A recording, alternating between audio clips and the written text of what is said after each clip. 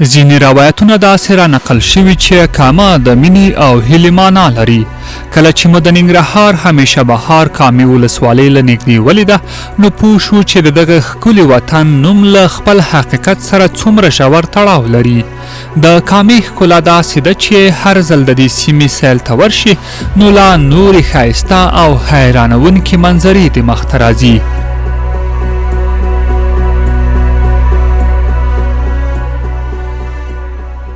کامه هغه سیمه ده چې طبیعت پکې خپلې ښکلا ته د مینې او هیلو رنګ ورکړی دی. پراخه ځمکې، شنه پټي او د اوبو سیند د دې ځای ښکلا نوره هم زیاته کړې ده.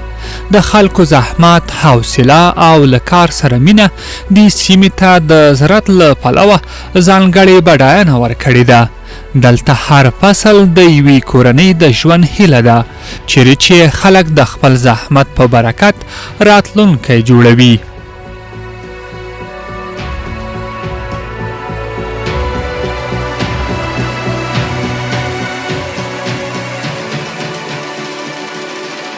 دلته مو له یو مهربانه بزګر سره څو شیبې مجلس وکړ. بینډۍ کرل کېږي او دا کدوګک ورته وایي او دا کریلا شوله، هر قسم سبزي کرل کېږي، رومیانو پورې. د کامې ولسوالۍ بیا اوبه څنګه دي؟ اوبه لري نه لري؟ د سیند اوبه راځي، دلته اوبو مشکل نشته، بلکل اوبه ښې ډېرې دي او جعفري دا ولې جوړې کړي دي، بس اوبه راځي ښایسته. تر ونو لاندې د شنو پټیو په منځ کې پر کټونو د ناستو ځوانانو مجلس دې ځای ته هغه مینه په حقیقت کې ثابته کړه چې وایي کامه یعنې مینه.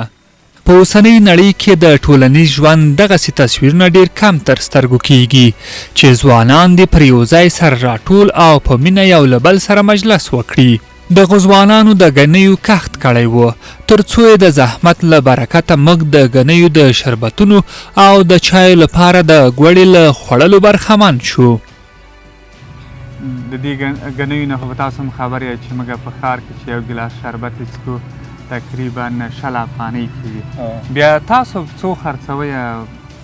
مونږ چې دا تاو یو خواري کوو، مثلا ګرمي مې نن خو ماشاءالله موسم ډېر ښه دی، دا څو ورځې ډېره واښه ده په کامه کې، مخکې ډېره زیاته ګرمي وه.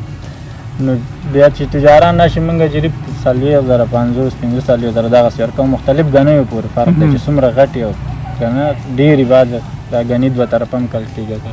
نو بیا هغې هم چې واخلې نو دا مزدوران او مصارف نو حتمن به یو څه ګټه کوي. ګټه به کوي. له یو دغه ګني بیا فرق هم سره لري، قسمونه لري. څو قسمه دي؟ دا 3 قسمه ګني دي. فعلا دې ګوړې والا کې چې دی 2 رقمه دي، یو شنه دي یو دا سپین دي. اوس چې دی دا د پاکستاني تخم دی، دا ګوړې دپاره، او نور یو رقم دي هغه سپین ګني دي، هغه چا خوا مونږ کرلي دي، هغه ګنډېریو دپاره خل یې کړی بازار کې، هغه نرم او دا بس بیا ګاڼیو دپاره ډایرکټ شربت ښار کې وباسي بازار او جوس یې وباسي، نو دا هغه ګني دي. او هغه ګني چې ګنډېرو دپاره خرڅېږي هغه بیا ګوړه نه ورکوي. دغه ژوند چې تاسو یې لرئ، واقعا چې زه راغلم هم ډېر یو ښایسته مجلس مو له ملګرو دوستانو سره. تاسو بیا څنګه له خپل ژوند نه څومره راضي یاستئ او دغه محصولات چې لاسته یې راوړئ بیا مو هغه د کور مصارف پوره کوي؟ الحمدلله د الله نه راضي په هر حالات کې به شکر وباسي. او نور په دې کلي او بانډو کې چې مونږ ژوند کوو ډېر زیات خوشحاله ځکه د یارانو دوستانو کلیوالانو سره بس دغسې مجلسونه کېږي هر ټایم پوه چې راشي راوځي کور نو دغسې مجلسونه یې ډېر وکړي او مصارف بس څه ټایم یې پوره کوي او څه ټایم یې نه پوره کوي پوه شي. نو فصل پورې فرق دی د نرخونو، کله ګټه کله تاوان، بس دا شی پکې پوه شي. ځینې سیمې داسې ځانګړي مناظر، کلتورونه او دودونه لري چې له نورو ځایونو سره یې پرتله کول اسانه نه دي. د کامې د سیند پر غاړه هره ورځ لسګونه خلک او موټرونه د کښتۍ له لارې له یوې غاړې بلې غاړې ته اړول کیږي. دا یوازې یو تګ راتګ نه بلکې د دې ځای د خلکو د ژوند یوه نه بېلېدونکې برخه ده. دلته مو له یو ځوان سره خبرې وکړې چې د کلونو راهیسې د دې سیند پر سر کښتۍ چلوي او د خلکو لپاره د اوبو دا مزل اسانه کړی دی. وروره امبریک دې کش که او ځان هم او د نیکونو نه هم دا کار یعنې د نیکونو نه دغه کسب در دا پاتې کار ده د کامې پل نه و دا لار و دا کاموال ټول به داسې دې لاره به هغه وخت څومره سهولت خلکو ته برابر شوی دغه ده سهولت هم برابر کړی دی دا خلک دي دا ولسونه دي 11 ولسوالۍ شینواری دی او دې طرف ته ګردي کس کاری ده مشواني دي بټي کور دی منظرې ده دا ټول خلک په دې زمان رفت آمد کې داسې پورې دا ګاډۍ پکې بیا څومره پیسې درکې دی چې دغه موټر تاسو همغه طرف ته وړی دا موټر 500 روپۍ موږ اخلو د یوې مخې کس 10 روپۍ اخلو هغه بس خلک خوشحاله دي ولسګون باندې ستاسو هغه ورځنی ژوند په روان ورځنی ژوند پرې روان دي ښه خوشحال د ورځې تقریبا څو موټره به تاسو هغه غاړې ته برابرۍ خبره ده شلم راشي 10 راشي 15 راشي بس ورځ خبره ده چې څومره سیند دغه جمع بیا ډېري د ژمي ډېرې او د ژمي اوس وړه خلک یې اوبه چې زیات شي کوم مشکل خو به نه تاسو ته نه پېښېږي موږ اندازې ته ګورو چې کله اوبه زیاتې شي بیا خبر کوو ولس ته چې یاره تاسې مه راځئ کله سیلاب راشي دغه راشي ځکه دا د غونډ د اتو ولایتونو اوبه په موږ باندې را برابر اوبه بیخي زیاتې ده زه چې ګورم هم کله وارې مو د یارې احساس کړی ده که نه بله راځي پکې راغلي م دې کښتۍ م زمونږ یو وارې دغه شوی وه یوه دانه وه هغه وخت یوه دانه وه نو په وخت یې یو وطن افرم پکې د لاسه ورکړی وم پکې خپل روح شهید شوی او شهید شوی ده الله دې په وره هغه یوه وه دا دوه دي دا دوه خطر نه لري انشاءالله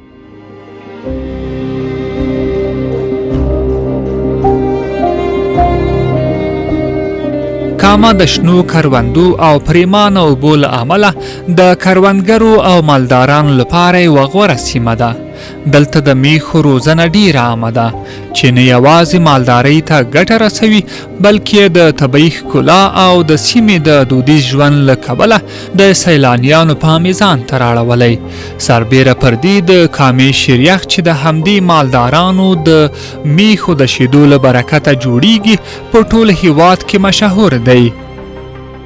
طبیعي خبره ده چې موږ هم اړ شو تر څو د کامې د شریخ ځانګړتیاوې وپیژنو، د جوړولو طریقه او مزه یې له نږدې وګورو. اووه کاله کېږي دلته زه کار کوم دې سره. او څومره وخت کې چې شریخ دې څو کالو کې دې زده کړلو؟ شریخ مې تقریبا 3 کالو کې زده کړلو دې سره. څو ډوله شریخ دلته تاسو جوړوئ؟ موږ تقریبا 4 ډوله شریخ جوړوو. کیله پکې اچو، آم پکې اچو، امرود پکې اچو، کومه میوې موسمي هماغسې شریخ اچو. دا له څه نه جوړېږي؟ تاسو یو خو شیدې دي، نور څه وي پکې؟ دا شیدې دي او لاچي ده او د خوږوالي لپاره بوره ده، بوره استعمالوو. او نور خپله خواري وي. 4 کیلو شیدو، 1 کیلو بوره او 1 قاشق شیشتې اوړه استعمالوو. د دې تر څنګ تاسو د ورځې څو کیلو شیدې وباسئ؟ څومره شریخ وي؟ تقریبا د ورځې موږ 1000 کیلو شیده په دې ورځو کې. او مشتریان زموږ پریمانه د زیات دي، تقریبا ډېر مشتریان نازي. لکه څنګه مو چې د کامې شریخ صفتونه اوریدلی وو، واقعا همداسې مزهداره شریخ وو چې ما په خپل ټول ژوند کې بل ځای دغسې مزهداره شریخ نه و خوړلی. په ختیځ زون کې زموږ همکار ښاغلی احساس صاحب هم د کامې په پیژندنه کې له موږ سره ډېره همکاري وکړله. د تاسو نه هم مننه کوي احساس صاحب، سلامت سئ. ډېره مننه احمدزي صاحب، پوره ده چې تاسې راغلی ننګرهار ته راغلی، بیا کامه مو انتخاب کړو. د کامې د سرسبزیو تر څنګ مو د کامې په ګڼو نورو برخو باندې یو خوندور مستند چمتو کړو هیله ده، او زه په دې امید یم چې دا به د اورېدونکو او د لیدونکو ډېر خوښ شي او د کامې په هغه ټولو کلتوري اړخونو او دودیزو اړخونو باندې به ډېر څه معلومات ترلاسه کړي. ډېره مننه. او زموږ دا سفر به په همدې ځای پای ته نه رسېږي، بلکې په راتلونکي کې به هم موږ کامې ته راځو او هغه سیمې چې له موږ څخه پاتې شوي دي په یو بل مستند کې به هم تاسو سره شریکوو. تر بیا مو په لویه بخښونکي راسپارو، خوشحاله وخت ولرئ. تر بیا ښې چارې.